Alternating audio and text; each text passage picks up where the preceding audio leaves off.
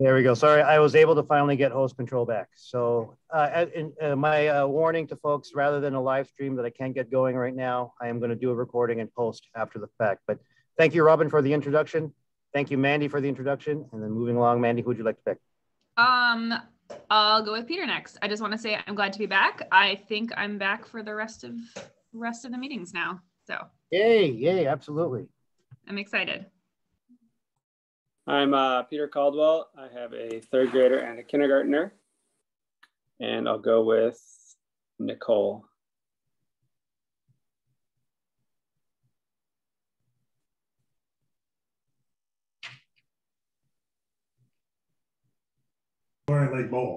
Sorry, Lou pulled out my thing. I assume that I was called on. Yeah, Lou pulled out my. I have a second grader, Kira Lou, and a fourth grader who's doing homeschool this year. And I'm Nicole.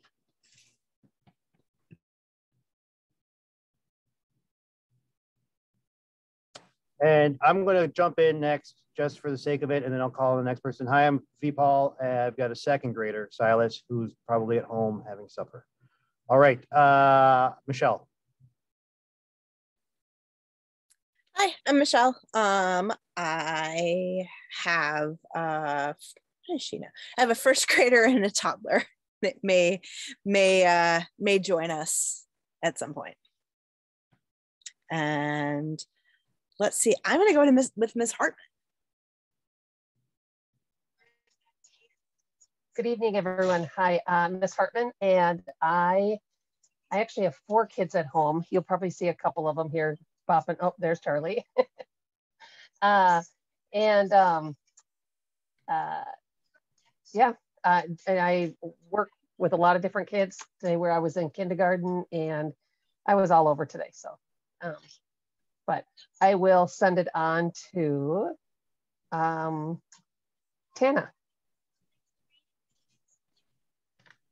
Hi, I'm Tana. I have a second grader in Zimmerman's class. And I will pass it on to, I can't see everyone on the screen, but Ms. Nichols, if you're on, you're next.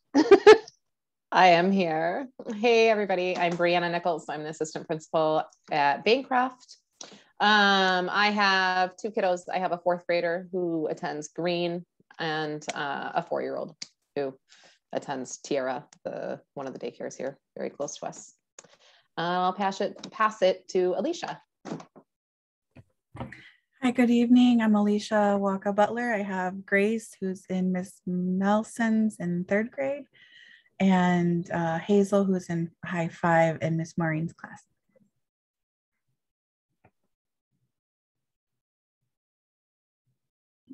And Justin?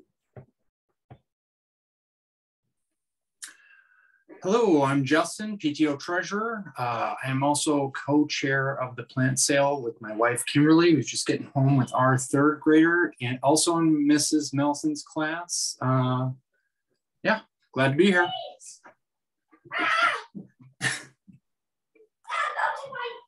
And I think that brings us to Diego. It's gonna be, yeah, good evening, everyone. My name is Diego DePaz, and I'm the principal here at Bancroft. I have my own children too. I have a 4th grader, and my twins are now in 1st grade, and they all attend Robbinsdale Spanish Immersion School. So not an MPS, but 4th grader and 2 1st graders. So thank you all for being here. Great.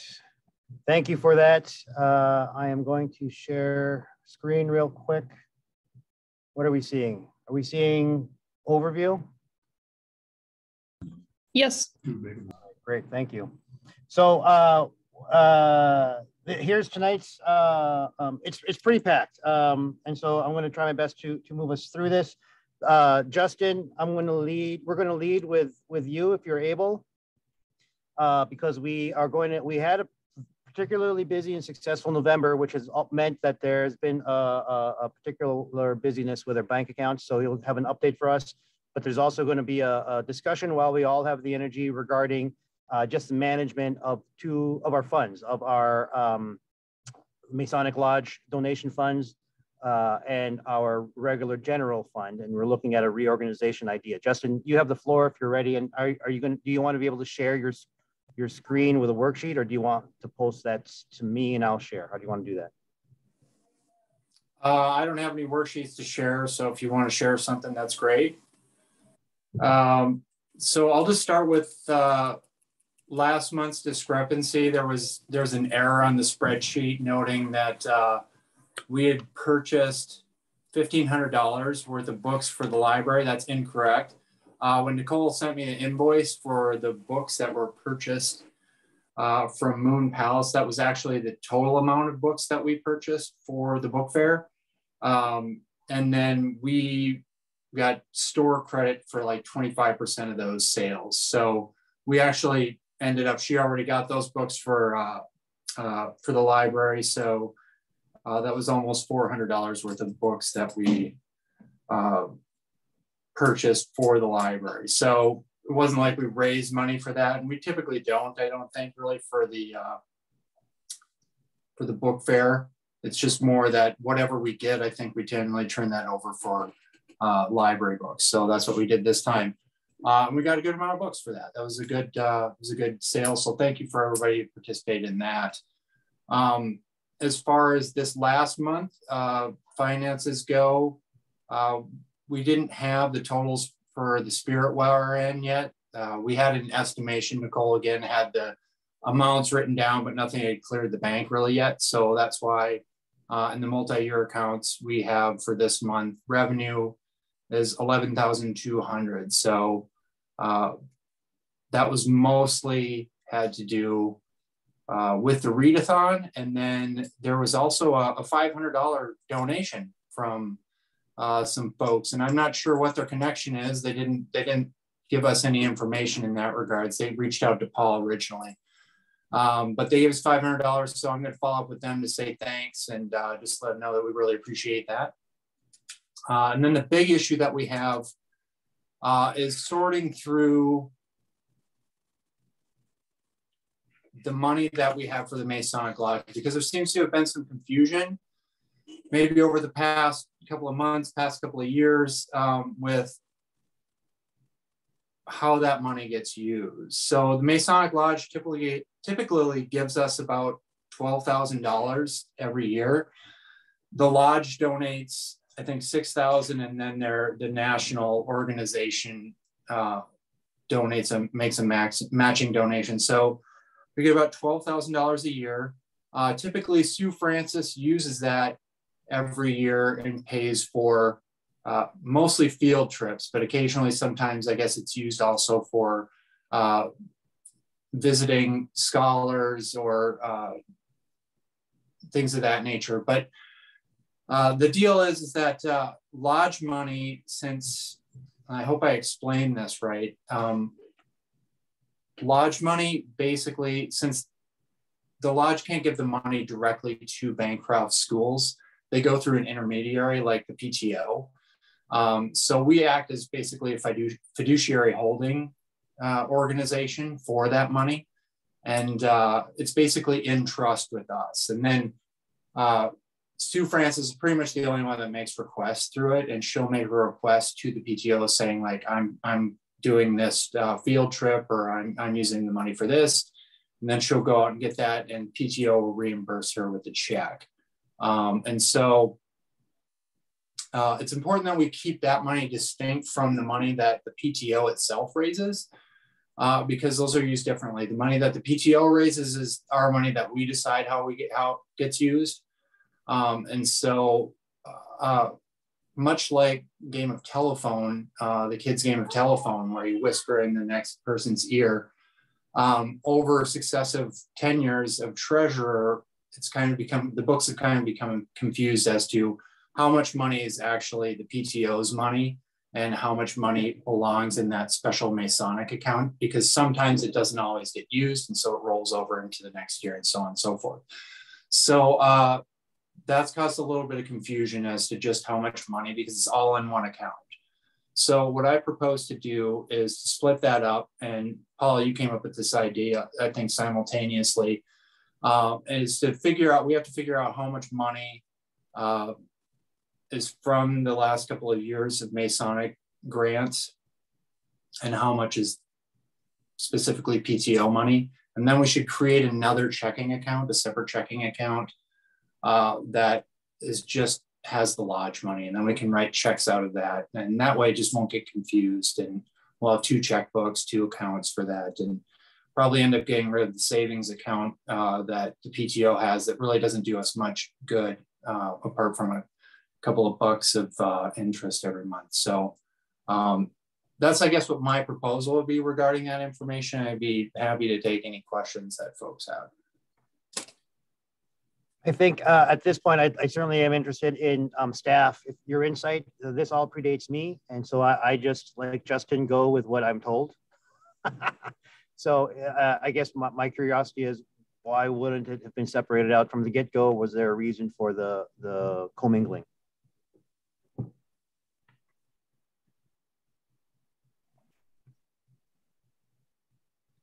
I do think there have been moments where we've gone over that 12,000 for field trips, especially when there were, 560 students and many more had free introduced lunch.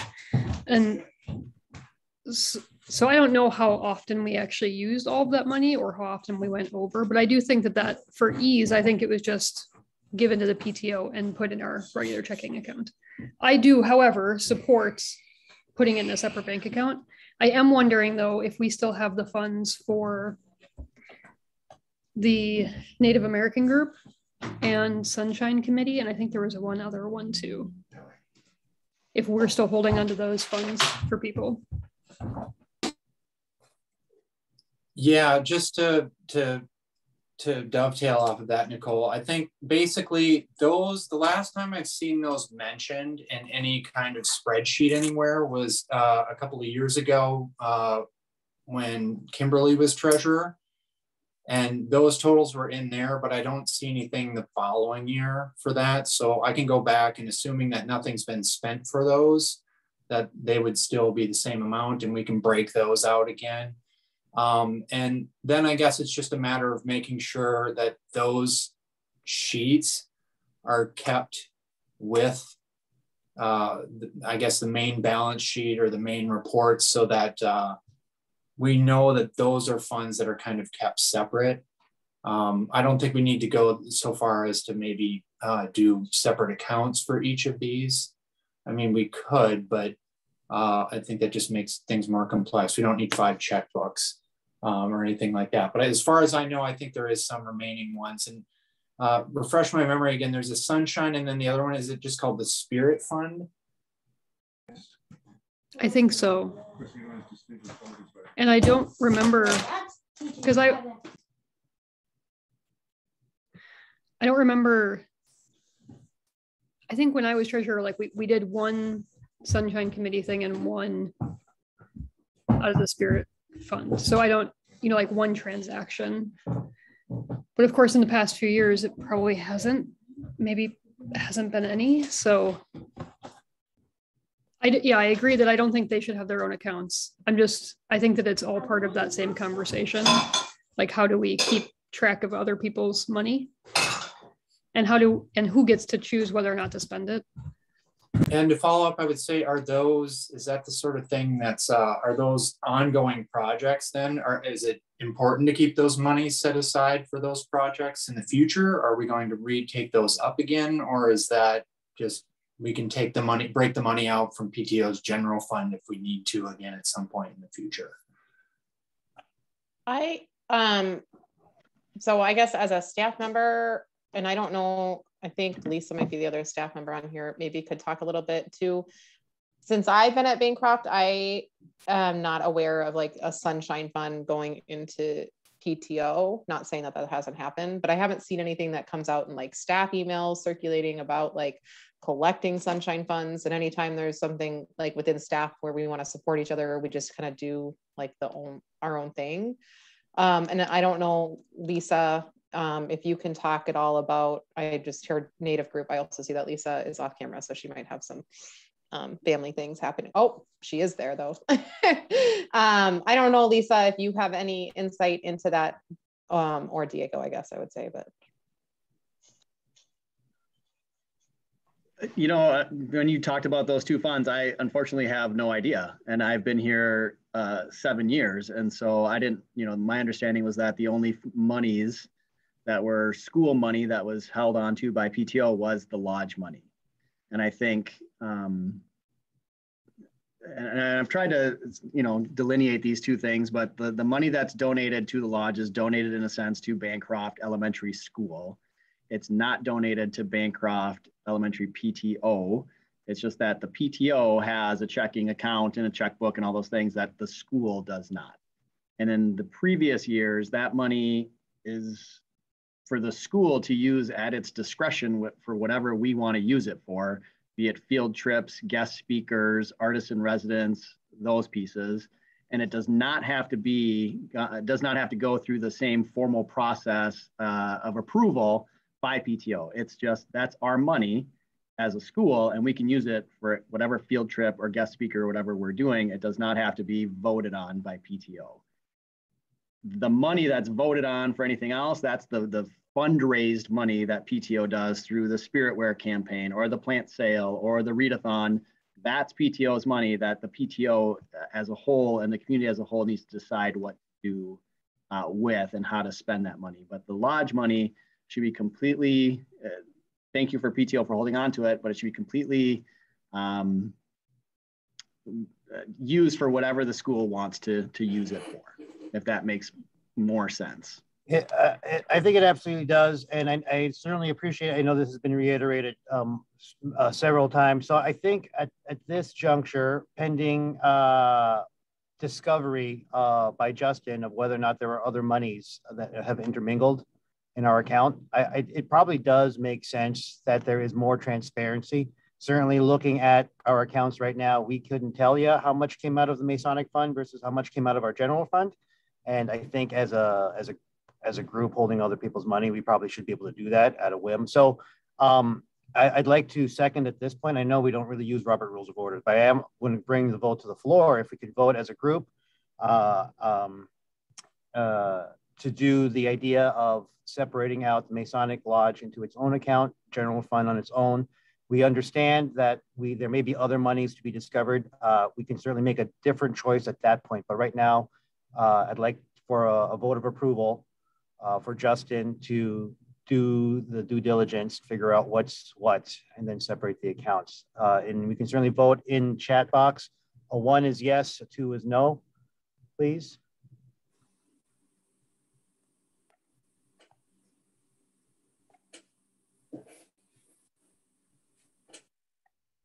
All right, we've crossed the threshold of quorum, so that, or of majority of this.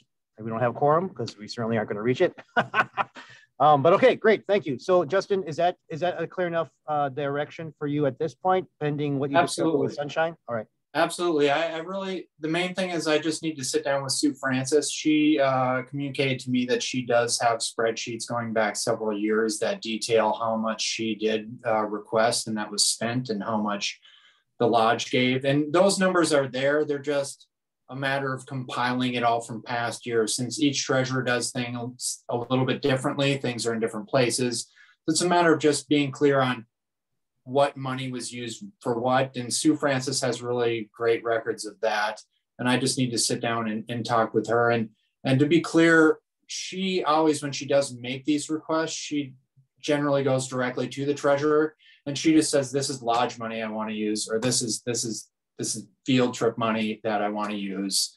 And so she's really clear that it comes from that and not from the PTO general fund typically anyways. So she's very good about that. I just need to find some time with her in the next say month or whatever to sit down and, you know, compile those numbers and figure it out. Great. Thank you, Justin. Is there anything else of an update from you, or are you? Nope, that's about it, unless right. Anybody has any questions. Thank you. Any questions? Otherwise, we'll go to Robin with an update. No question. I did have one question. Yes, go for it. The parent cultural activities, like I know we just did the water protectors one. Is that coming out of the Masonic Lodge funds, or is it coming out of our funds? That's coming out of funds. Yeah. Okay, cool. Yeah, thank you, Justin. Yep. Just checking, just because we hope to do more of those. So just checking. Yeah. No, absolutely. Yeah. Since you bring that up, if I might, I would like two things on that. I know we've only got so many parents that have volunteered to do sort of these things, but since we are dispersing money for it, I'm just a little bit concerned about equity stuff because parents can't Alicia was nice enough to do 5 classes worth of students, and that's great. Thank you, Alicia, for that. That's super awesome. But we have more grades than that, of course, too. So I just want to make sure that if we give money to certain things, we give money to, I just want to make sure all kids benefit from the money that we're dispersing. And then secondly, hoping that this is kind of going to become a regular thing that we do. Sort of like each year we maybe can get another parent or 2 in that might want to do this, and that we sort of establish more of this being an ongoing project that we budget for regularly in the future.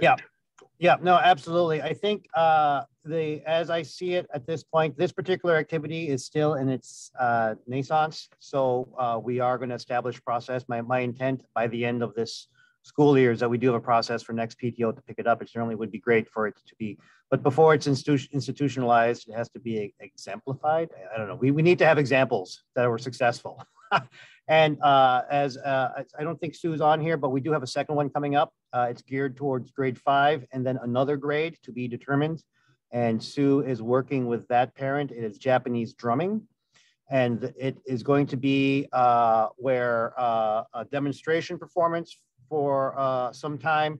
Then this particular drumming group, the parent that's involved, they wear headbands, bandanas that are decorated in a traditional style. And so the activity that the students are going to walk away with is they're going to make their own bandanas. So there will be a funding request to PTO. It's not going to happen today, though. It's going to probably happen it will happen at the January meeting in order to make timeline, but I'm not yet ready to bring it. But the idea is then that the students watch a performance and take in the cultural, it's a lecture demonstration, decorate their own headband, and then have a chance to sort of do their own touch and feel of the drums. And it would be an entire grade 5 at one go, and then another entire grade at the next go. And it's Sue and the parent, Megan Smith, are determining what that second grade is going to be. So as you know, 2 and 3 went with water protectors, and we will have an update on that. And so it's going to be 5 and 4 or 5 and 1. And of course, there's still high 5 to work into some other activities. There are other activities I've sort of got pokers in the fire for. They're just not quite firmed up yet. So we'll see how that goes. But yeah, thank you for bringing that up. I'm going to move on for sake of time. Robin, is there an update? Hi. And in the chat we talked, it says there'll be both 4th and 5th grade for that activity. Oh, just great. As a note for you. I don't have any direct requests from teachers, but I know we had a request in our email chain about the water cups in the cafeteria. And is that the time we should talk about that right now, or should that come later in your agenda? You know what? Because of the nature of the way this meeting started, let's just abandon the agenda. But no, there is, hold on, let's see, where is it? School purchases. So since we're coming right off the heels of the treasurer update, there are 2 items that we want to note and vote on for approval here. Replacement cups for cafeteria. Nicole, this is an item that you raised. Thank you. $45 on the ish per case, and you only requested 1 case, or the school's only requesting 1 case. So the total budget impact is $45, give or take the tax. Plus shipping and handling, etc. Yeah, we're only requesting 1 case. We only purchased 2 to start with, but it does sound like they do need another case. If we wanted to do 2, that's fine. But I think at the moment we just need 1. Yeah, no, I think that's fine. And the other item, this is also one of yours, Nicole. Thank you for being so on the ground there. The idea was requesting donations from parents for change of clothes to just sort of be to store at the clinic for kids that have potty training accidents, for the younger ones, or people just have any general accidents. Rather than doing what parents can give, I wanted to just say, can PTO just outright buy? So I did send an email to Mary Williams. I'm not sure if there's anyone else that an email should go to, but if they can just come up with a dollar figure for us, I would like to pass a vote of approval in concept of the vote, and we'll just figure out the dollar amount, unless somebody wants to cap this. But I think it's, given that we're into winter now, it probably makes sense to have a change. So were there any other items, Robin, that you wanted to add on to this? Nope, that was it. Great. Thank you very much for bringing that And up. if it's helpful with the change of clothes, if somebody needs to run and do purchasing, I'm available and can do that, whatever is most useful. Sure. Great. Thank you, Robin. Nicole and Robin, I suppose, can we connect you to, since Nicole, this was originally an item that you had regarding the change of clothes. So let's just in the chat, please, 1 for yes, 2 for no, a vote on the replacement cups for the cafeteria, $45 plus shipping and handling.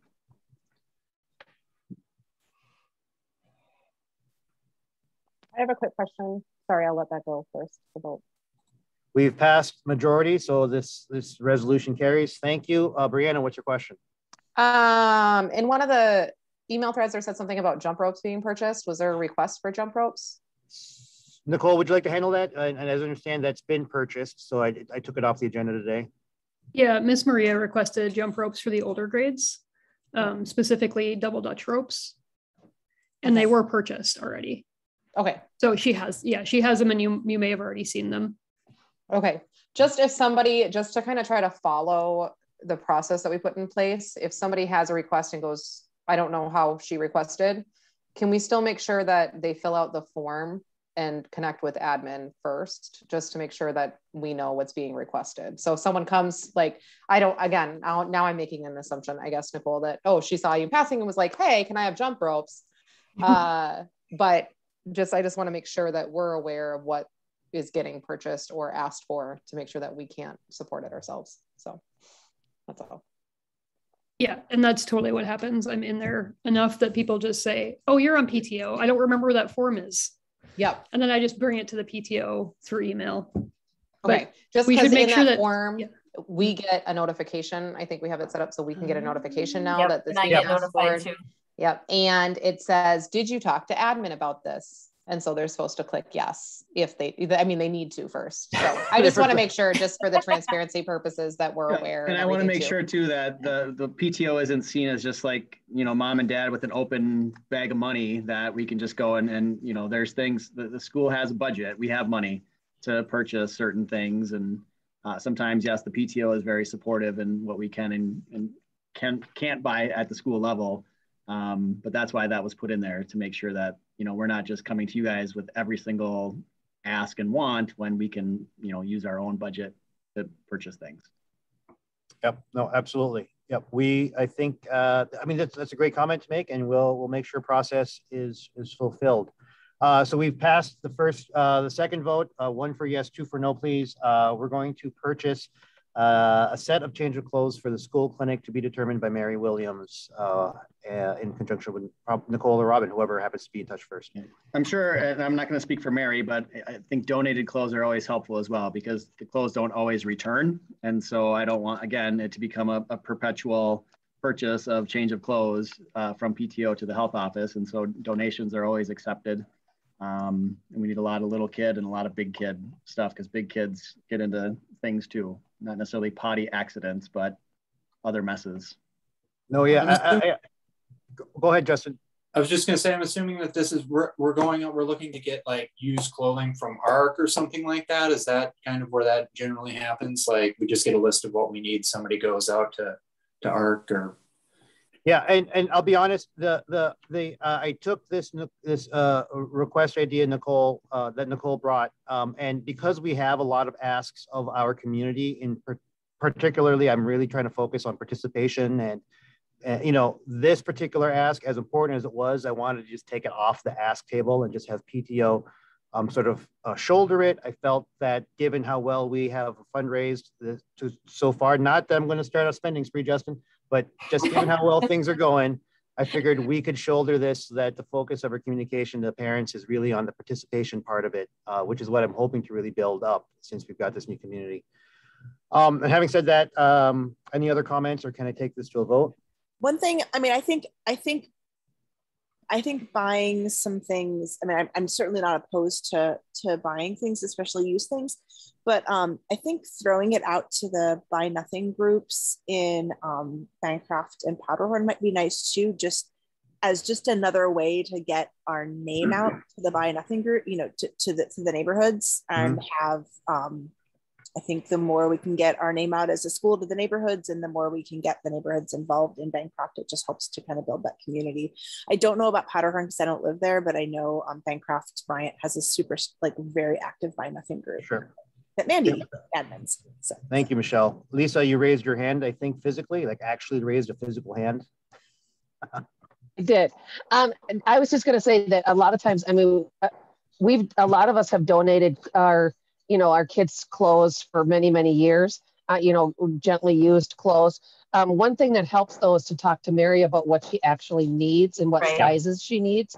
Yep. Because that's the other thing is we just don't have, the space to house a ton of extra, clothing. Yes.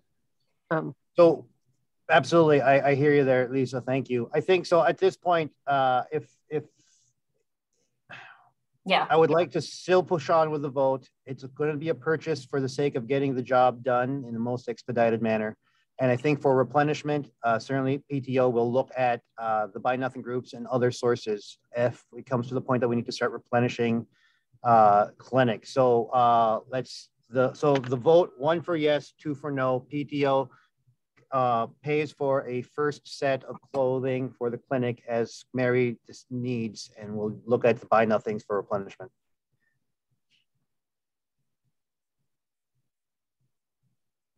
And Nicole, I'm happy to help you connect with Mary and do the next steps. I can be another point of contact. I know I'm willing to take that on if you already have too much going on. Yeah, I end up talking to Mary a lot because our little one is in there all the time. So either way is sure. Fine. Yeah, cool. What she really requested is the high fivers are having a really hard time. They run out of those size pants very often. So that's where we were focused, but I'm glad that you reached out to her because she might have something else. Like she got a donation of, 200 pairs of socks, which she doesn't need, but she really needs, this. Right. So yeah, we'll keep in touch with her and figure it out. Just and I don't want to get too hung up on this. We haven't hit the threshold. So either it doesn't pass or someone hasn't voted. I don't vote since I'm chairing. Brianna and Diego and Lisa, you certainly are of course welcome to vote in these. These are parent teacher organizations, so it is an active thing here. But I just want to be careful about buying new. I just think there's a lot of used and a lot of, people have a lot of extra clothes. And so if I know like we need, size 5 or size, I think a lot of people might have some of those things. Yeah, no, absolutely. So that's my only thing instead of using actual funds. Yeah. So I'll certainly will hold with this vote here, but I do want to either get we got the vote. All right, we're in.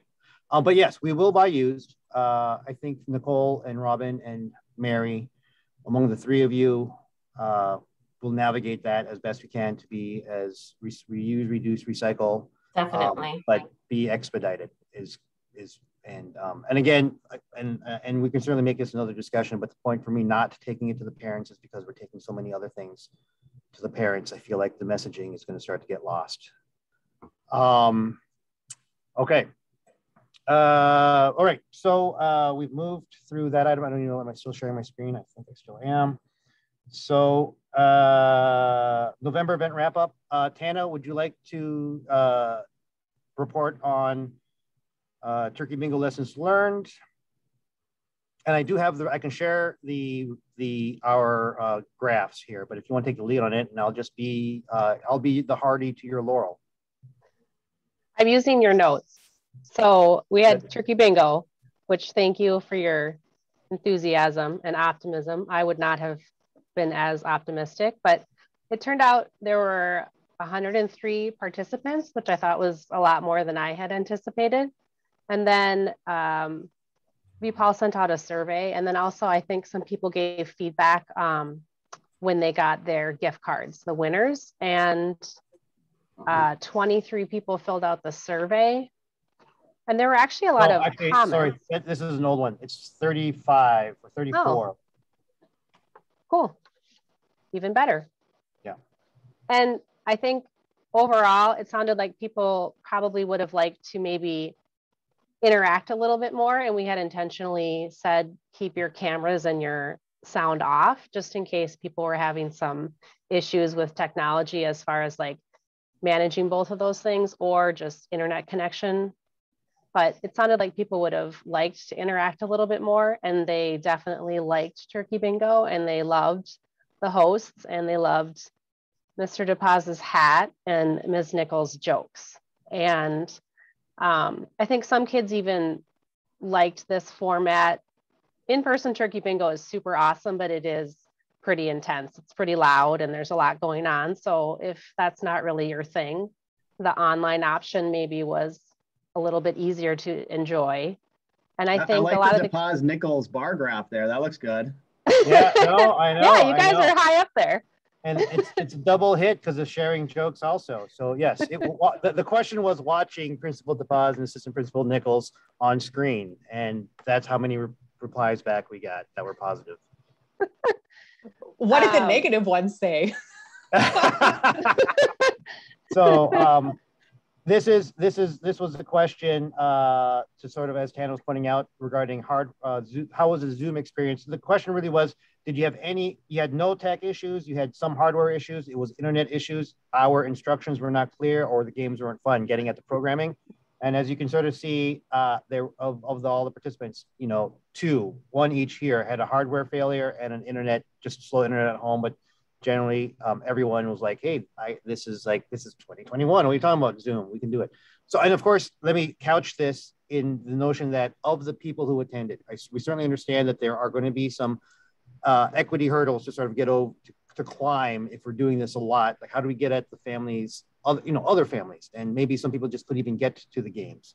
But of the people who were able to get to the games, from the survey, there is an indication that technology wasn't an issue, and so that means we could sort of step up our programming if we so choose to do this again, which I'm kind of hoping, fingers crossed, that we do pull off another one of these in the spring. Here is how important was it to see other people. This gets at what Tana was sort of talking about. Very important and somewhat important, not important. They couldn't care less to see my face. But how willing were you to share your camera? Very willing, somewhat willing. So you can sort of see from these two graphs, cameras and mics were a positive thing for the folks who participated in the actual event. And there were some comments too, weren't there, about like the kids liked telling the jokes themselves too. So maybe the idea of something where the kids could do some of their own little joke telling talent type sharing would be fun for them. Yeah. And so one of the formats that it's very preliminary at this point, but is that we bring back a version of this. We don't know where the world is taking us, but we're at the place where we want to do another family involvement night, and it has to still be all virtual. Let's do one right before spring break, for example. Ideally, can we do one, spend the time to feature our specialists in the way that we had Family Arts Night in December that we used to have. And so maybe we can, some of the content we build, instead of Brianna having to dig out jokes, right away, we would pre-produce 5 videos, one for each specialist, to highlight something the specialists are doing.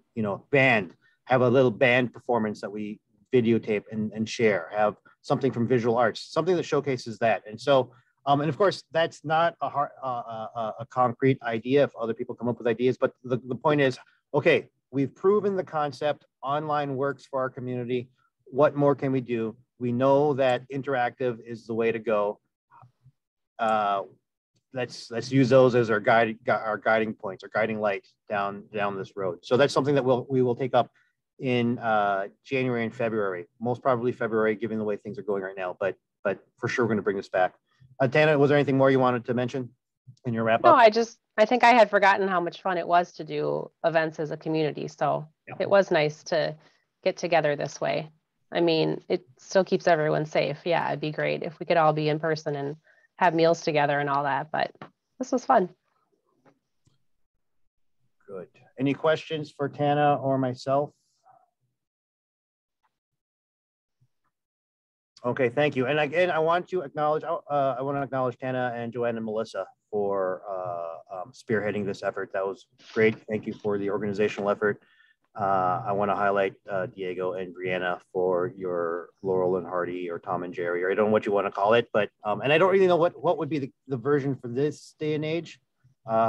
It was the DePaz Nichols. Okay, I was just going to say DePaz Nichols. That's the new thing. I want to now highlight the parent and caregiver-led cultural exchange activities in the classroom event. Now this title gets longer and longer the more I talk about it, but truly it started 2 years ago as an idea of how to get parents sharing in the classrooms, in specifically around diversity and culture and background, and so that the kids are active. We managed to pull off our first one. Alicia, who is on the call here, did such a fabulous job. I had the opportunity of watching her in the second and third grade classes on the second day. So there were 2 days of programming, and I'm going to stop talking at this point and I'll let Alicia sort of talk through how the experience went for you. I would like to hear from you because we never really connected afterwards. I get all the positive comments from Sue and from some of the other students, but I'd really love to hear how it went for you. So the floor is yours if it's okay. Oh, sure. I think it went really well. It was fun. I got some feedback even from other parents reaching out to me that one in particular, that their kid usually doesn't really have, or talks about just sort of in general things about their day. And he came home and he was so proud of his water protector button and wore it all weekend and was just like so proud of it. And inquiries about the book that was read. And another where a teacher emailed me because the student was frantic because they felt so bad they lost their button and they wanted to make sure they could get a new one or something. I was going to drop some more off, but then she emailed and said it was found. So, but I enjoyed it. It's very closely related to what I do as a job right now. I am a cultural liaison for a school district, so I go into classrooms and teach about culture from our culture. And I had done, I had done an activity where I handed out the water protector books for my students in my school district and handed out watercolors. And the idea just came when Vipal and I were talking to do a watercolor and talk about our favorite body of water with the kids and have them paint it. And I thought it was going to be pretty feasible and low cost, because all you would need is water paints. And a neat trick that I was told that I started using with my kids was using water spray cans, water bottles, like you use for your hair or something, to use instead of bowls, because you know how many kids spill the bowls and then you need 20 paper towels. So I think it went really well. We didn't have gigantic spills, which was really great. The kids were really reflecting and taking time to think about what their body of water was. And it was really diverse. Some drew an ocean with turtles, and some just drew a glass of ice water. Some were fishing and others were going for a swim. And so it was really, and one was if I remember it, she was walking in the rain and was trying to draw a raincoat. So it was really neat just to see and have that time for kids to reflect, and then talk about culture. In my daughter's class, because my daughter's in third grade, she actually participated and also showed her jingle dress. That was a request from her class or something. So I had her join me that session, and I was really proud of my daughter, just how she's able to share. And I was like, whoa, she's talking really eloquently. That's the word that I was thinking of, wow, because sometimes you just don't get to see that side of your kid. in action all the time. Instead, you get, you know, the tired kid, the kid who wants to be on the iPad or, you know, whatnot. But so I was really just so proud of her. And so we shared that. And I think it also helped her feel good. Both my kids, Hazel didn't really get to see me in action, but I was able to spend time with her. But then my sister stopped by and said, Grace or Hazel was showing her that my picture was on the wall and that I was like famous or something. So I thought that was so cute. And she came home and she's like, Mom, your picture's on the wall. Like, so I think in hindsight, like now I also feel like the Grace and Hazel also, and my nephew feel more welcomed into the space, and that they're recognized in a way, and not that like, oh, try to pat themselves on the back, but I think that's very different from some other experiences we unfortunately have where we weren't really welcomed into some spaces and felt negative comments about our culture. And so that's always just really, you know, reassuring as a parent to know that your child is valued and their culture is, and not only their culture, but other cultures. And we're able to connect. I mean, I connected with other students where I think it's really important for like the cross-cultural exchange to talk about like, why is water important? And through that, we're able to see more of our similarities versus differences. I know that I also heard there was some tensions on the playground and stuff. And Mr. DePaz and I had talked about some things. And so I'm in school counseling. I'm getting my degree in school counseling right now from St. Cloud State. And so I threw in some other like, you know, behavioral twists to the presentation. So I talked about how our words have power and meaning and impact water. And I showed the Japanese scientist who studied water and then studied the molecules when they froze, and that it had an impact on the water. And so I said, you know, your words have meaning. And so if you think that, you know, just teasing somebody or saying something mean doesn't have an impact, it does. Like, so always be kind to one another. That was my school counseling hat coming on, but I really enjoyed it. It was so nice to, you know, be in front of the kiddos and see the dynamics of the classroom, and also reassuring. There's just a lot of protocols that you don't think of because you're not in the classroom because of COVID. So I was really proud to see the teachers really being so diligent, like it was in a routine of just keeping everyone safe. So I was really, really proud of our school. And I also feel so much more commitment personally as a parent, because I was able to be involved in that space and welcomed. So yeah, I really am. I'm happy to do it again or something similar anytime. And I look forward to hearing about the other events that we have that will be going on. Yeah, no, absolutely. Thank you, Alicia, frankly, for saying yes to the idea. So, and then secondly, for pulling it off so well. So it was, again, as Justin said, it was above and beyond the Call of Duty 5 classes. I think I talked to you about two classes and you took on 5. So yes, and I do want to highlight on our website, on the Bancroft PTO website, I have videos up, the turkey bingo video, but also video of the water protectors. If you want to get a taste of it, I certainly hope it gets shared around for folks to see. I think the biggest thing that warmed my heart about it was that the kids, the students engaged with you, Alicia.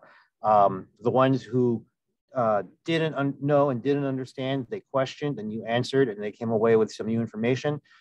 There was I caught it on video, the one student who decided to share his background as a Ojibwe, and I felt like that was him saying outwardly that he's now being seen, or at least acknowledging that maybe. And so that was great to sort of see. And then seeing kids sort of have connections with each other. You'll see that in the video. one kid makes a statement, the other kid says, I have a connection with that statement. And so it was very much not a passive activity. It was all brain cells engaged. And then they got to make their paintings, you know, so that was like the thing. So yes, I am hopeful that our upcoming ones will be equally as participatory and engaging for students. And this is a call, this is mostly for the folks on video, because I know I'm speaking to the choir here. Anyone else who has an idea from a cultural background standpoint and they want to share it, we are now going to put the words cross-cultural in here. So this title is going to get even longer. But we'll see what we can bring to the classroom. So thank you for that. We are at 32 minutes to close. I am now at Principal Deposits update. And then because from Site Council, I do have a couple of sort of just follow-up questions, and I mentioned that during Site Council, Diego. But if you want to go ahead and give your update, and then we can sort of we'll probably get to these topics. Oh, do you see? Am I sharing my screen? No, probably not. Sorry, I thought it was. There we go. So a couple of items that came that from Site Council. These are the ones I specifically wanted to follow up with the PTO audience, but certainly the floor is yours for whatever else you want to bring forward. Okay. Yeah, I can just throw out a couple updates, and then I'll have Brianna actually talk about the value statement and the beliefs. I know she has a little kid there now, so we'll see. So I think the most important thing that's happening right now, just so everyone knows, is school request time or school choice time. I think it's school request. What I did share at Site Council last time is that it opened on November 20th, and all requests must be made by February 7th. And I think if your child is already enrolled here at Bancroft, then they just are able to carry that over into the 22-23 school year. So there's really nothing that you need to do if you already have a kiddo enrolled here. And I did share that students who are currently in high five are the only students that have to request Bancroft, even if their siblings come here, even if they are in our attendance zone. All high five students are considered like new students, and so they have to also fill out a school request to come to Bancroft. And so right now, I know we have some kids who are also in families who have students in 5th grade.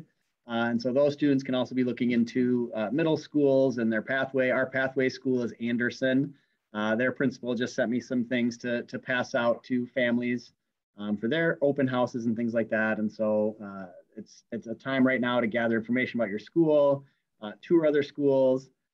Bancroft is going to be hosting, we have tours, in-person tours that are happening. You can schedule those through our main office. And we are going to have some virtual open houses. And so we'll have our first right now is scheduled for January 6th. And today I was kind of like having a little panic attack that maybe we're not gonna be ready for January 6th, but I think we will be. It's a Thursday evening. And then our other one is scheduled for January 18th.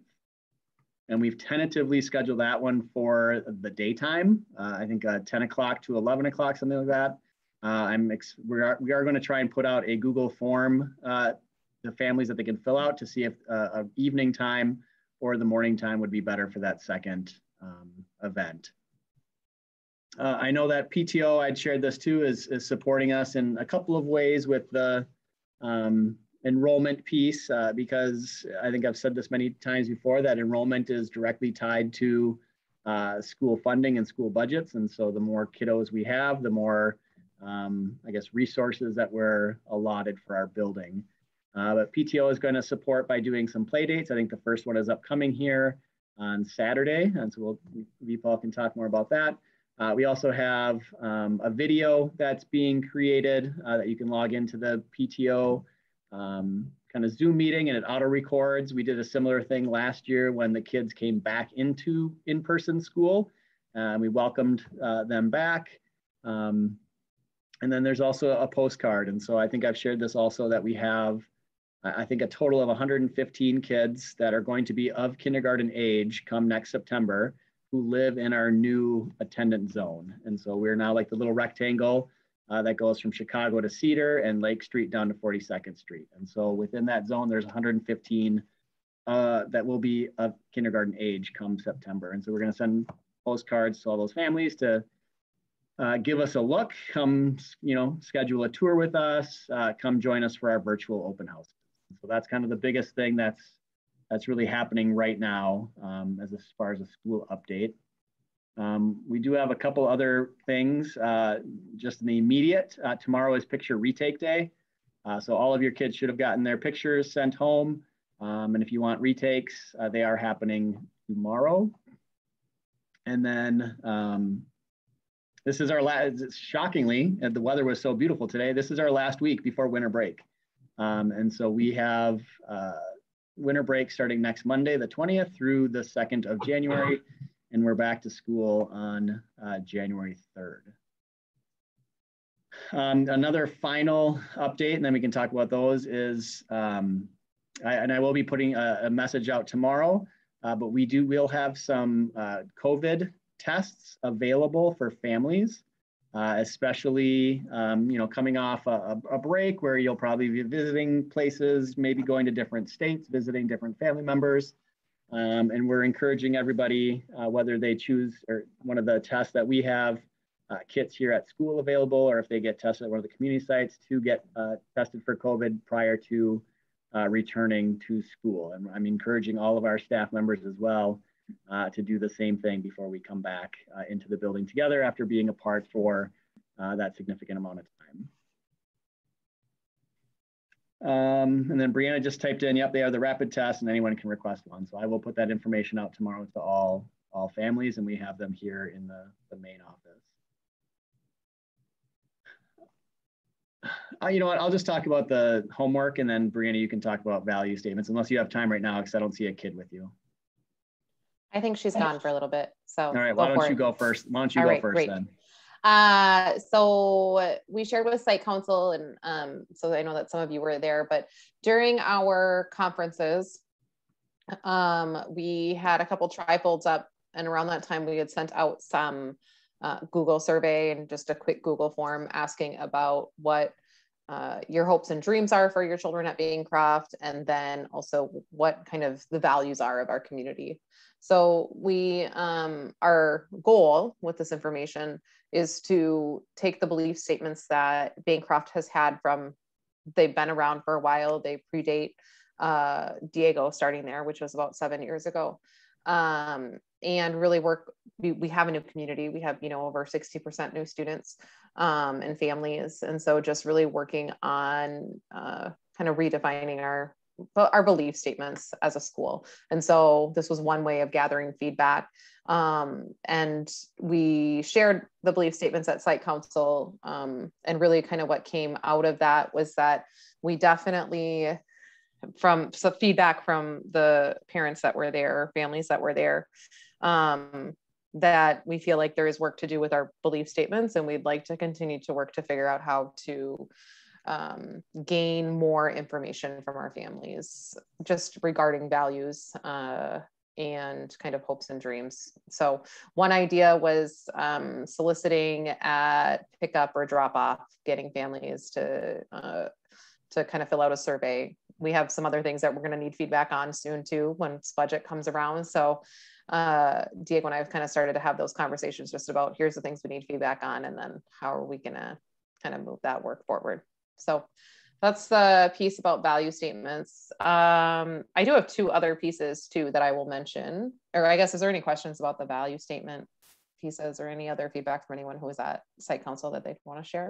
The only thing I would like to bring up, and I brought it up at Site Council, this is certainly an opportunity for some communication dovetailing between PTO and the school in terms of outreach. I think both groups, I mean, obviously the school is much bigger than PTO, but we're both trying to reach out to our prospective communities and get messaging out. And the after school and before school sort of outreach activities, I think that certainly could be something that PTO helps organize or becomes involved with if we can kind of muster together some other parents. So it's not necessarily just staff, because as we all see, staff, you all have tasks very specific to morning pickup and drop off. So I just sort of wanted to get that in front of PTO proper rather than just at Site Council, that I think as this moves forward, I would certainly love to be included in any sort of email planning to sort of figure out how PTO can sort of be directly helpful.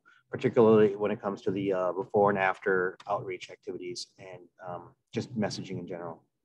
Great, absolutely. I think our next steps are to really figure out what it is. Like, we're going to have to build a survey of sorts and figure out exactly what we want to collect feedback on. And it's sometimes great if we get one person in front of us to get all the things that we need at that one time. So as we start to look into budget season, our values and beliefs, and then we can connect with PTO too. Maybe there's something that PTO is looking for to add a question or two on there as well, or, you know, what have you with that. So I think our next steps are to really solidify all the areas as a school that we're working on feedback from, and then see if PTO also wants to add anything to that. And then we'd move forward with the plan to collect the data. Yeah, no, absolutely. Definitely utilize PTO in that. Like, I think that we would definitely utilize all of your help and assistance in that. So great. Yeah, we can figure out the details. Great. So that was it for me. Anyone else before Brianna moves on? That's a no. So Brianna. Right. Our staff has a equity team that meets bi-weekly, pretty much bi-weekly. And I'm bringing this up because one of the pieces that came out of that was we, as Diego and I had mentioned, the information that we received, I think a couple meetings ago from Northrop, and connecting with Peter as well, about working towards a parent equity group or justice and equity group. And so there is kind of an offshoot of our equity team, or one of the action items was to work to move forward with that. Chalanga, who's Mr. L, who's known as Mr. L within our building, is one of the equity team leads. He reached out to Peter, I think it's Hawken, who had came and shared with us, and just working on developing kind of what that looks like, and trying to like, we're going to work through, or they're going to work through, and I'm sitting on a team with them in January to figure out how to solicit, and then figure out what the first meeting can look like by the end of January. So I think that's kind of in reference. I know that we've talked about a land acknowledgement here at PTO. I think that's definitely something that could be tangible of that team, to maybe like a good place for them to start and kick off. So Mr. L is working on that with a few of our other teachers, with the purpose of building and providing some framework, but then really having it hopefully become really a parent-led, or at least giving, you know, a lot of agency to our parents and families within that. So wanted to share that with you all as well. That's absolutely great. Thank you for that. I know, I know it's, you know, there's so much going on, so it's great that we have some forward motion on this. And again, basically same concept. I am looking forward to getting parents involved in a way to sort of dig into session. So once we can get that going, let's get that going, I guess is where I'm going. I wouldn't want it to sit too long in staff's hands if we can get some parents to attend the same session, so it's not having to open up multiple meetings. However that would work out in terms of timing and effort. Absolutely. I think the goal was we just met, I think last week, by the end of January, have the first meeting that includes parents. So. All right, great. Thank you for that. Yeah. That's it. I have. All right. Thank you, Brianna. Yep. Diego, homework. Yeah, homework policy. So I've always said it's an unofficial policy, and so I'd almost rather just say our homework practice that's been in place here at Bancroft. I was looking at who is here on the meeting, and I think there's a couple people that are new to our school, but the majority have been here at Bancroft in previous years. And in previous years, we've taken a different approach to homework. We've had a more untraditional method, I guess. We created a thing called a family activity menu. And so within that, there was lots of different opportunities and pieces to get families engaged together, whether their kids were in grades K, 3, or 5, or whatever grade. Where some of the menus had grade specific items, but then the majority of them were activities that you could do as a whole family. So like take a trip to the MIA, or jog around your house for 5 minutes, or there was all these different types of activities to try and engage students in multiple ways. And so because our community is 60% new, we were kind of holding off on this piece to try and get some feedback or information. And you know, at site council, we again, it was all folks that had been at Bancroft and had experience with the family activity menu. But the quote was, let's release it into the wild and then get feedback. And so one of the pieces that I was thinking then is coming January, we would create one of our activity menus, our family activity menus, or FAM is what we started calling it, which provides basically an activity for 20 activities. It's one activity for every day of the school week. And then one of the weeks or one row of activities is grade specific. So if your kiddos are working on long division, let's say 4th graders, or they're working on decimals in 5th grade, or adding 2-digit numbers in 2nd grade, those then would be part of the things that would end up being on that first row. And then the other ones, let's see if I can pull one. There was reading, I think, was on there. Yeah, well, yeah, our expectation is always to read 20 minutes every night, or be read to or read with somebody. And so that's like a given. But it was, yeah, try to juggle different things: tissues, balls, scars, write a letter about a shared memory to a friend or family member, explore ice skating rinks around your house, around your neighborhood, listen to a song and identify the high and low sounds. So it's lots of different types of activities that can engage kids in different ways. And so yeah, there's a total of 20 activities. It was a really fun way. We had a lot of really positive feedback from our families because, you know, they didn't have that stressor of trying to do all the math homework, all the reading homework, all those pieces at night. You know, I'm personally, again, I always say I don't try to put my personal beliefs onto my entire school community, but family time for me is family time. And so, you know, my wife is an educator, I'm an educator, so we get it. But we also like to have our family time and, you know, talk about things, work on some things, but not necessarily have to sit down and do a worksheet or fill out those pieces like that. And so, like I said, we got really positive feedback. It was our practice for 4 years, or since I started, well, when I became principal. So it's been 3 years, and this year we've kind of taken a small hiatus this fall, but I think I will put one together for January and put it out there. And then that'll be another piece that we gather parent information or parent feedback from to see how they go, because I know there's a lot of new families with us this year. And so I want to see what they think about it and any tweaks that we need to make as we keep moving forward. And I know, yeah, V. Paul or Tana or Nicole or Justin, Alicia, I think you've all been here with us since we've had the FAM or the family activity menu. I don't know if you want to speak to any of your experiences. I know a couple of you did too at site council, but I'll just put it out there for you guys now. I think if there aren't any other comments on it, I'm going to move forward for the sake of time. I think the biggest thing for me for calling it out, Diego, was to get it in front of PTO and to get it into this recording that this is coming back and that you're seeking feedback. And that's really the big thing. This is a thing that was a Bancroft thing. We've got 60% folks who don't know what it is. I was one of the ones that had no idea what I was looking at when I first got here, and I'm a big convert. So let's just get it out in the wild and see who takes a bite out of it. So thank you for that. Any other comments or questions for either Diego or Brianna before we move on? Release it to the wild. Yes. Okay, great. Thank you. So I do want to say one thing right away. I just want to get this out here and then I'm going to move quickly. I just threw into chat the video link to the Zoom that auto records. And I expect everyone on this, well, I'm not going to be that strong-handed, but I would really love for everyone to do a family testimonial type thing about Bancroft. For truly, it's what makes you proud about being at Bancroft? What do you like at being at Bancroft? The idea is if you go to our, well, I might have to put the link back up, but the last time we created one of these, I sent it out to the staff.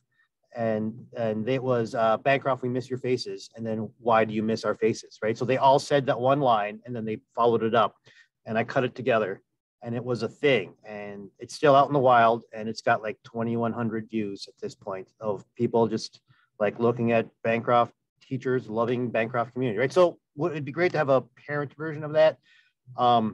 I've watched, I don't know if you've been to the Bancroft website, the current YouTube site. I don't know how old that YouTube video is, but you're not the principal in it, Diego. So, but one does exist, and it's demonstrative of what the Bancroft community is like from a look and feel kind of way. What I'm hoping for is from a parent standpoint and a family standpoint. So I'd like to get that going. So that's there.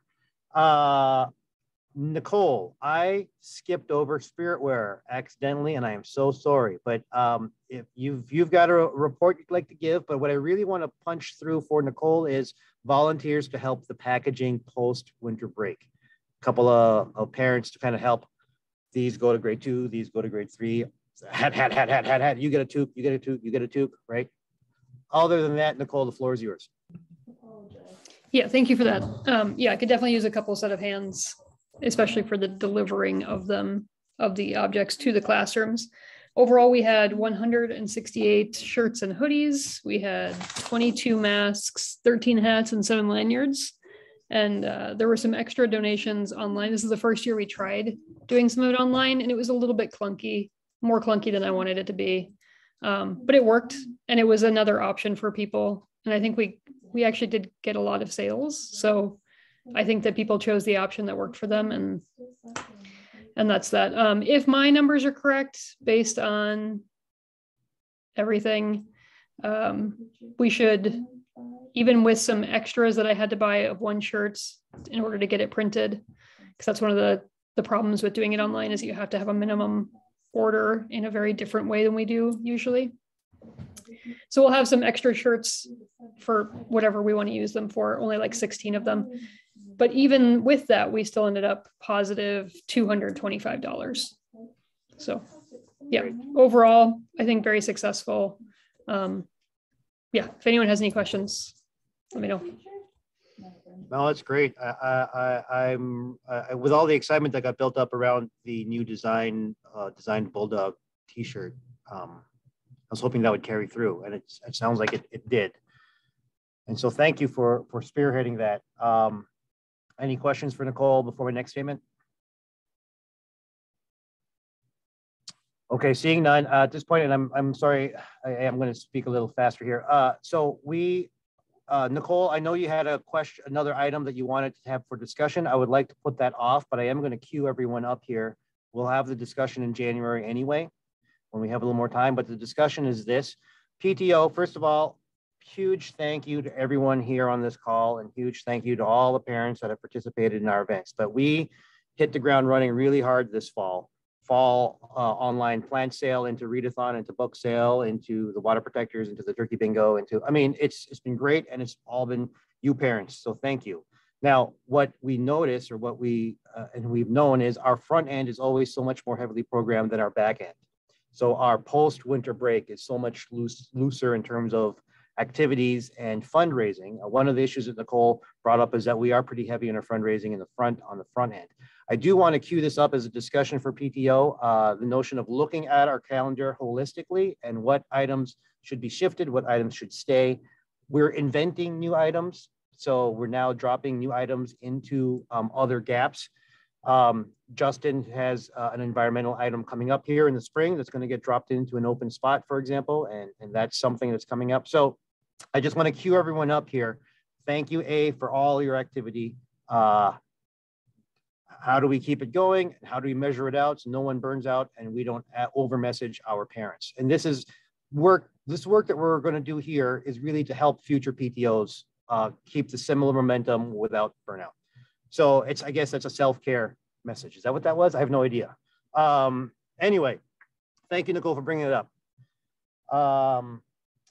I do want to sort of just go back to we've got school play dates coming up. Now we're billing this first play date. Oh, I hope people come out. You're all coming out, right? We're billing this first play date as family winter play date. Really, it's celebrating the end of the year, right? We are a new community, new sets of families. Come on out. Let's meet each other. Let's meet the parents of you're Sabrina's parents. Oh my gosh. Or I mean, it's like my kids talk about certain kids and I'd love to meet their families. I haven't had a chance to do that yet. So that's what this is for. And then in addition to that, it is to reach out to the neighborhood. Can we make enough noise that people look out their windows and like, what's going on over there in the Bancroft schoolyard? right? And maybe they come on out and they share some hot cocoa and they talk about the school experience. Peter Caldwell is on the line here, and you were gracious enough to invite me to your Bancroft Neighborhood Association meeting, which I attended, and I was tardy to. Again, I'm so sorry for that. But we had a good meeting, a good outreach, and they are willing and able to help us message out to their email list and their audience, things like Bancroft is a great school, PTOs are looking for participants, come out to a play date. Peter, I'm putting you on the spot mostly to see, was there any feedback from your group to us? I would like for this to be a two-way relationship, but any feedback back from your group regarding outreach into the greater Bancroft neighborhood? No feedback as of yet, but I will, I can stay in the loop and keep people informed if there is. We will be posting on our Facebook group probably tomorrow for the play date. And then the information you sent, V. Paul, didn't get into the banner, which is the newspaper thing that goes out for this month, but it will be out in January. Okay, no, that's great. And for full transparency, part of that info was regarding the traffic stop work that we're doing for 39th and 13th. So I know it's fallen off the meetings here. The other things have sort of taken priority in terms of messaging, but we haven't stopped. And so whenever I find someone, I say, would you like a stop sign? Here's how you can get one. Having said that, thank you, Peter. So I am looking for a vote right now, though, to approve a budget item, $85 per session. We're going to hold 2 play dates. That covers the cost of the hot chocolate, hot cider, hot treats. We're going to do some labeling, some color-coded labeling, so folks can see, oh, those are the grade 1 families, and those are the grade 4 families. So for some easy identifiable stuff, but it's also labeling that can carry forward into other uses. I don't really want to break it down too hard unless someone wants me to start breaking down the $85 price tag per session, but I certainly can. Nicole just asked in the chat, where are they coming from? Where are they being purchased from? That is a Joanne question, and I don't have her source. I just have her price.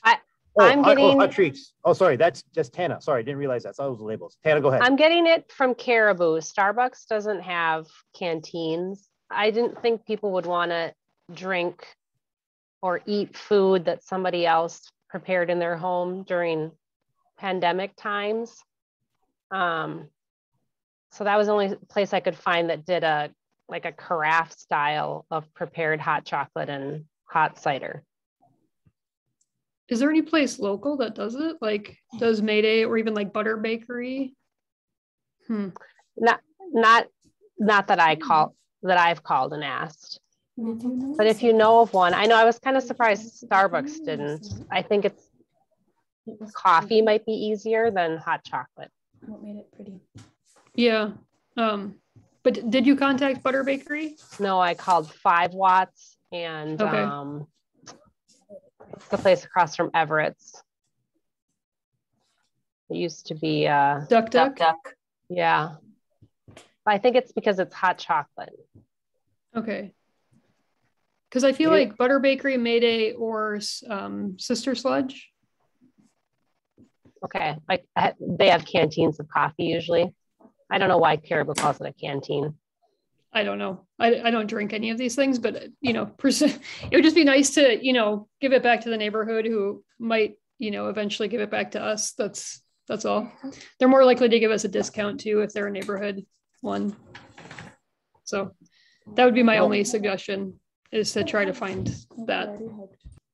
For the sake of time, can I get a vote on approving a budget item, but with the instruction, Tana, if you have the time and capacity to source locally, and if that doesn't occur, we'll go with the original. Is that a fair statement to make? I'm just looking at some nodding heads here. So this question is approve $85 per session, so times 2, please. For the items, we will look for a local source. 1 for yes, 2 for no in the chat.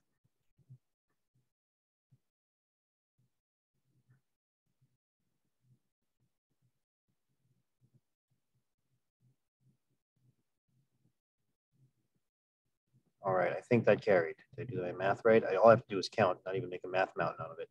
Okay.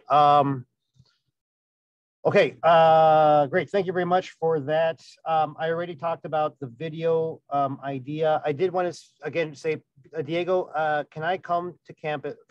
Can I come to school? I'm going to be at school on Thursday. Can I come to school either tomorrow morning or Wednesday to also just try and capture some B-roll? I know we got to deal with media releases, but as I said to everyone, testimonials from parents, but then just cut in quick shot of the people coming through the doors, or food being handed out, or some activity in the classrooms. The question I did have, and we can take care of this over email, although I know I've got a bunch of emails out to you, everyone, so many times, is identifying a class that has the most number of media released students, so that's the least amount of sort of henpecking of kids that shouldn't be appearing in videos. That's kind of the only way I could think about that, other than me just shooting and you reviewing. But I want to make this as quick as possible. I don't really want to shoot an hour's worth of footage. I'm only going to try to get 5 minutes here, 5 minutes there, and hope that the 5 minutes has usable 20 seconds of usable footage in it based off of media release. So the question back to you, really, whenever you have a chance, is what classrooms have the most numbers of media release kids in them that makes it an easier kind of visit.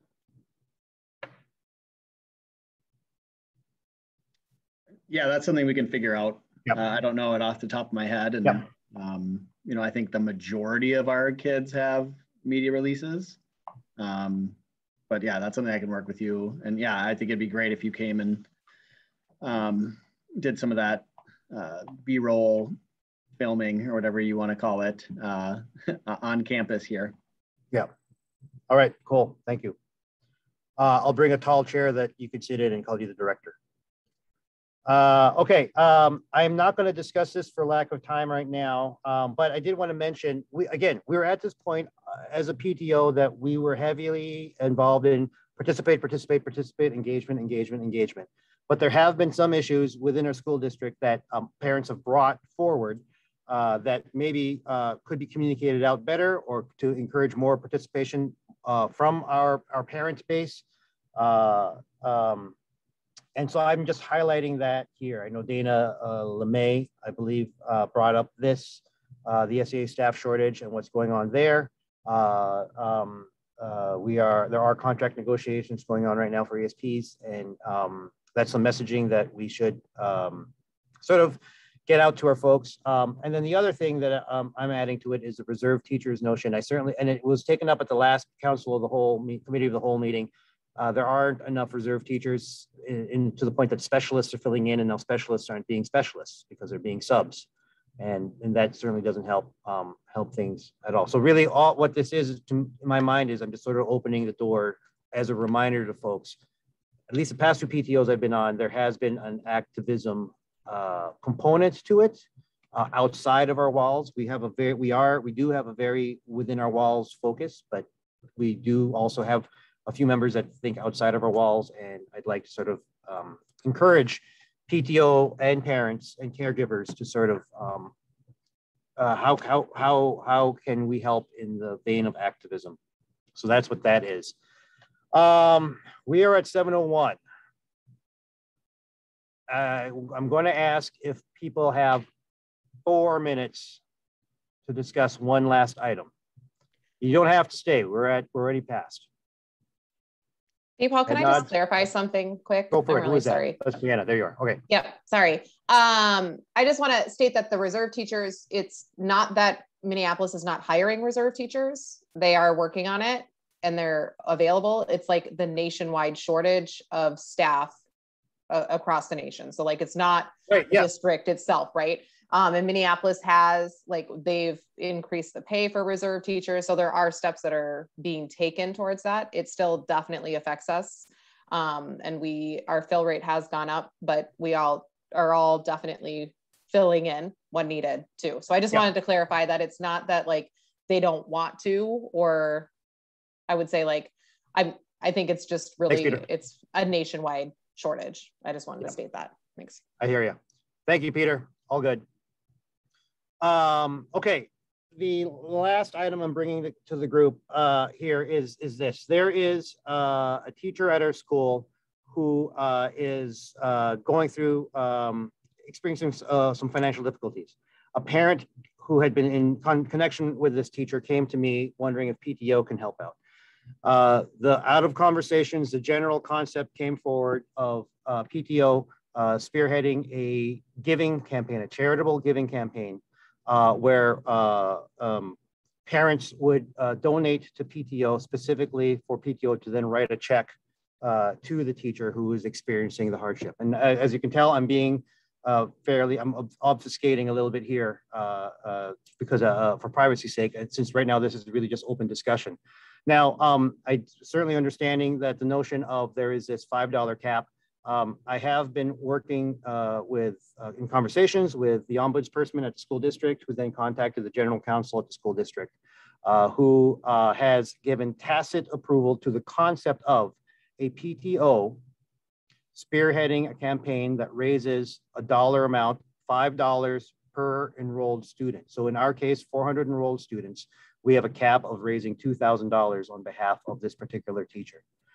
And so I'm bringing it forward to PTO, frankly, to get a sense of direction. As you can tell, I've been in conversations with the teacher, been in conversations with the parent that brought it to me, and then been in conversations to try and find other ways. And there are other avenues to be explored, but I think it is, without getting into details, of general interest for PTO to sort of, if we can, sort of help support one of our own to do so. And really all we're doing is messaging to parents and caregivers, would you like to help and give support? And then we just become the conduit. And in the MPS rules, the state statute is not as strict as MPS is, but even in the MPS rules, it reads that teachers and principals can receive from the official parent organization a sum of monies not to exceed $5 per enrolled student. So that's the concept I'm bringing forward here. I know Diego and Brianna, you've been in conversations on your end with the teacher more directly. And I guess I'm bringing this to PTO. We're not going to have a decision on this today, but I want to involve you who are here now to get some comments back before I continue to do my due diligence and research and work with folks at the district level. Any questions or comments at this point?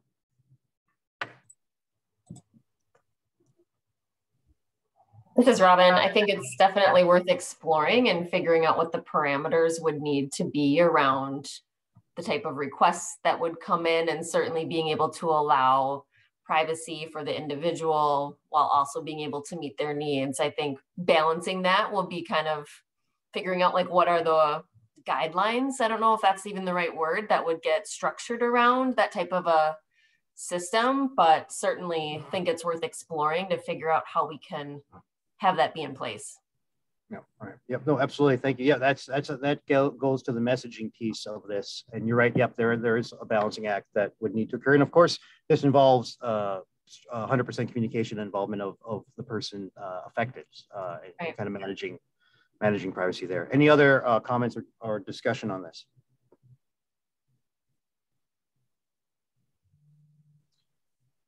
All right, seeing none.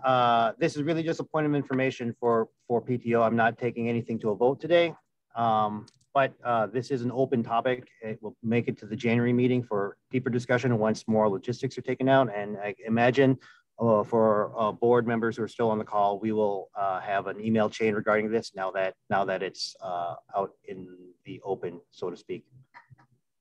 I just think one thing to think about would be, I guess, if it would be a single one-time thing, or if, you know, that would be one of my hesitations, would just be, because when I think about it, I mean, it just really depends. You know, we have staff members who have varying level of needs, I would say, beyond, you know, a specific level of need that maybe certain families know about, right? For varying reasons, health conditions in their family, et cetera. And so I think that I would just say that I think it would be really crucial to, if this was something that was allowable by the district and policies, that it was really clear, like when and how then PTO would support. Because I think it could get really gray and really, it could get difficult in that. So I just want to throw that out there as those discussions continue to happen. Yeah, no, absolutely. Thank you for bringing that up, Brianna. I think for sure the consideration, you sort of nail on the head on that one. The consideration is it even allowable? And I think we've established that within the parameters and guidelines it is. And so the question is, should it be done? And that is the question that I bring to PTO and will be a deeper discussion. But once we get the logistics worked out, I think at that point we can have a more informed discussion about should it be done. And certainly, I think we've heard this for many other things. If we do it for one, are we supposed to do it for all? And I think we can all sort of search our own hearts for what that would mean for any sort of other charitable act that we do. So thank you for that. Any other discussion points? I know we were at 7:08. I asked for 4 minutes. I'm taking 6. I had 2 logistical questions about postcards, but it can be afterwards. If Paul, if you and Mr. DePaz could maybe hang on for a minute at the end. I just have 2 logistical questions. Okay. Yep. Absolutely. Yep. We'll do a postcard thing. I mean, I can't speak for Diego, but I'll certainly sit on the call here. It'll be fast. Yeah. Yeah. I just wanted to like put on the docket, maybe even for our next meeting, but I've done this Square One Art fundraising at a different school, and it was really awesome. And the premise behind it is like you take a piece of your child's artwork at the school, like usually an art class that the kid loves, and they upload it, and then you get a form, and then the family can order items. With the art piece on it. Sure. Yeah. With the art piece on it. And I mean, we still have the items that we ordered. They were really reasonably priced. And who knows if we can do it this school year, kind of rotation with the fundraising, but even next year, thinking ahead or whatever, I just want to kind of put it on the docket because I thought it was really awesome. And the items are still being used by my family members. I remember ordering things for like my grandparents for Christmas even. And so I just something to put on the docket that I'd like to further kind of look at for our program to kind of do some fundraising. Yeah, could you go ahead and email me info on it, and we'll figure out a way how that works in the scheme of things. And yeah, for sure, we're not that far away from our January meeting because it's just on the other side of winter break. All right, thank you, Alicia. Okay, I am not going to ask for any more comments and questions. I'm simply going to say to everybody, thank you for your time tonight, and be safe, be well, avoid the rain on Wednesday. And I hope to see everyone in video, first of all, and then on Saturday at our play date. All right.